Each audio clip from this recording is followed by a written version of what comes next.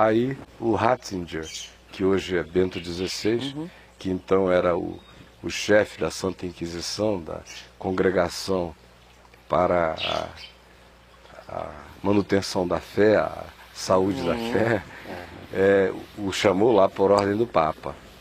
E o Boff foi. E foi tratado com aquela delicadeza perversa da religião e recebeu a ordem de ficar calado e nunca mais falar na teologia da libertação até a segunda ordem. E aceitou. Assim, a coisa mais extraordinária para mim foi ele ter aceito. Porque ele conhece essa história. Ele sabe essa nascente toda. Mas vocês vejam como isso é poderoso. Por mais lúcido e historicamente que o cara seja, mas às vezes a alma dele está vinculada a uma experiência religiosa, cultural, espiritual, que é mais forte do que a consciência dele.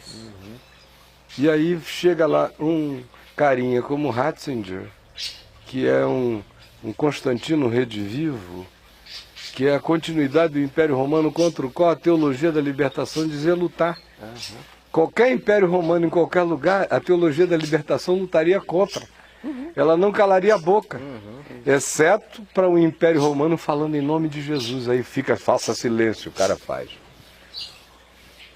E a alternativa é depois deixar de ser sacerdote católico, não para abrir a boca e sair brigando com essa loucura que está aí, mas para ficar praticamente num silêncio. Até então Leonardo tinha uma voz mais ativa? Infinitamente mais. Ele praticamente, em relação ao grito profético dele, ele morreu quase.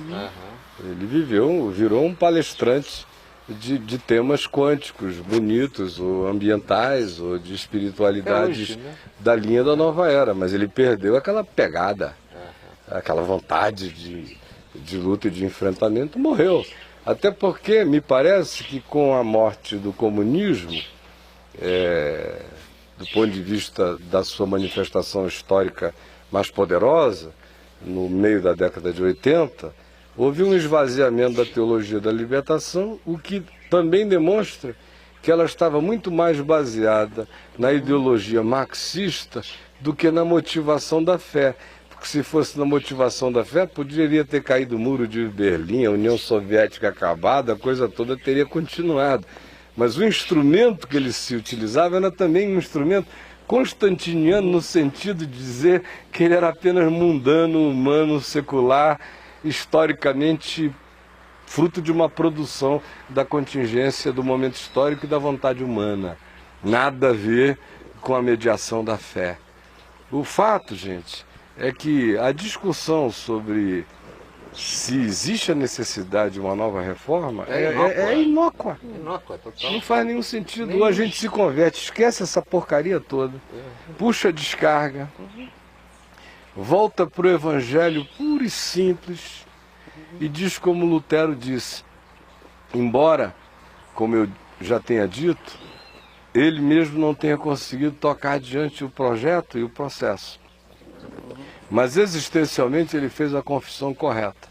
Eu vivo como se Cristo tivesse morrido ontem, ressuscitado hoje e fosse voltar amanhã. Essa é a única fórmula existencial possível. Agora, isso tem que ser praticado não apenas na existencialidade, tem que ser praticado como um zeramento de compromisso nosso com o que não seja evangelho na história. O que implica em reconhecer e conhecer essa história muito bem como história, justamente para poder abandoná-la com toda a consciência histórica, com a certeza total de que é uma história anti-evangelho. É uma história apocalíptica essa do cristianismo. É a história da grande meretriz na Terra. É a história do falso profeta na Terra. É a história dos anticristos que saíram do nosso meio disfarçados. É a história do cristianismo. É o pior inimigo do evangelho na Terra é o cristianismo. O pior. Eu vi o pastor Eli, naquela carta lá, apavorado com os islâmicos, sem perceber que, meu Deus, eles não são um problema nenhum se eles estiverem vindo. Se o mundo árabe todinho mudar para cá, aleluia, fica fácil para a gente evangelizar. Agora não, é porque nós não temos nada o que dizer, nós sabemos que não temos Jesus em nós como movimento histórico, sabemos que nós só representamos um poder e uma potestade e não o Evangelho, e sabemos que a outra potestade é mais valente, é mais poderosa, e esse que está aqui dentro da casa não é o mais valente, é só um bichinho amarradinho, aí está com medo dos outros que estão vindo com 7 poderes mais. É exatamente o momento que a gente está vivendo. Falta total de Jesus na história inteira. De experiência com Deus, de consciência do Evangelho, de destemor, de ousadia, de dizer, não, esse pacote é anticristão. Leva o nome de Jesus, leva alcunhas, tem simbolizações, apelidos do Evangelho, mas não tem nada a ver com Jesus. E isso é coisa simples de entender, porque o diabo chega a Jesus com as escrituras, meu Deus. Chega com o Salmo 91, pois está escrito. O que a gente está vendo aí é o pois está escrito deturpado. E tem gente que ainda fala que você está metendo pau na igreja. Não, eu estou metendo pau nesta igreja de Constantino. Sim. Num dia, logo, logo, amigo, os céus vão se abrir, a gente vai estar diante da eternidade, eles vão ver quem é que falava em nome de Jesus e em nome do que fosse igreja. Eu não estou nem aí, logo, logo, todos nós vamos estar diante da luz eterna. E nós vamos ver o que era verdade e o que era mentira. Cativo a essa certeza que eu ando, desassombrado e dizendo, essa igreja que está aí é bruxaria, é macumba, é diabo, é irreformável. É mais fácil converter o candomblé, reformar a umbanda que embanda, do que o cristianismo. O cristianismo é para ser abandonado. Se alguém quiser de fato fazer aquele caminho simples que Paulo diz, receio que Satanás vos engane, como enganou a mulher, afastando-vos da pureza e da simplicidade devidos a Cristo Jesus. E foi o que aconteceu. Logo, logo virou pompa, cada bispo virou rei, os apóstolos são os poderosos, e nós voltamos para um período constantiniano como poucas outras vezes na história aconteceu de novo. E aqui no Brasil nós estamos em franco processo constantino-macediano, com as repercussões disso, criando já há algum tempo o mesmo surto de poder, de domínio, de controle. Você veja, as eleições estão vindo aí ano que vem. Já está todo mundo mobilizado, a igreja inteira escolhendo seus candidatos, em quem que vai apoiar, quais são as bandeiras que vão defender. E as profecias que rolam nessa hora, não é? Os profetas que grudam nos caras igual carrapatos, e começam a dizer, você é o homem, você é o cara. Os lacaios. Os lacaios, que de fato o nome é lactâncio. Os lactâncios estão todos aí. É a história do cristianismo, é a história contemporânea, revivida com as suas atualizações, só não enxerga quem for cego ou moco de audição. O que você ia falar, Tony? É uma pergunta, Caio. Quando eu me converti, o que eu mais ouvi na Assembleia de Deus, uma das coisas que eu mais ouvi, foi que eles não eram como a Igreja Católica. Porque eram protestantes. Eu tive que aprender o que era ser protestante. Depois que eu fui para Maranata, eu continuei ouvindo essa jactância, só que ela aumentou um pouquinho. Nós não somos nem como a Igreja Católica, nem como as demais igrejas evangélicas. Mas o que eu vi nas duas, eu vi o que estava acontecendo aqui, mas eu não sei pelas outras. Então te pergunto pelas outras. Nesse filme... você que disse que Leonardo Boff foi chamado Cala a Tua Boca. E calou. As igrejas evangélicas procedem assim também com aqueles que claro. Tem um pouco... Vem, cala a tua boca, é tudo igualzinho. Não tentaram calar a tua? Quantas vezes? Tá todo mas mundo. Eu respondo por duas só, tô falando. Mas é o mesmo espírito, meu irmão. É a mesma coisa. Fica até pior. Tem assassinato também. Aí não tem assassinatos para todo lado?